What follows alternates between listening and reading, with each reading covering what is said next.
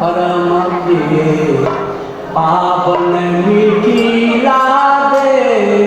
परम प्रिय पावन मिथिला दे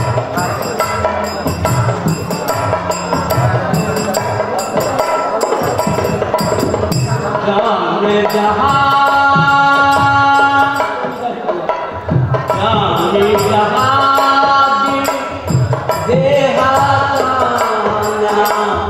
जानी जहाँ देहाना सीता लगे परम प्रिय पावन मिथिला दे परम प्रिय पावन मिथिला दे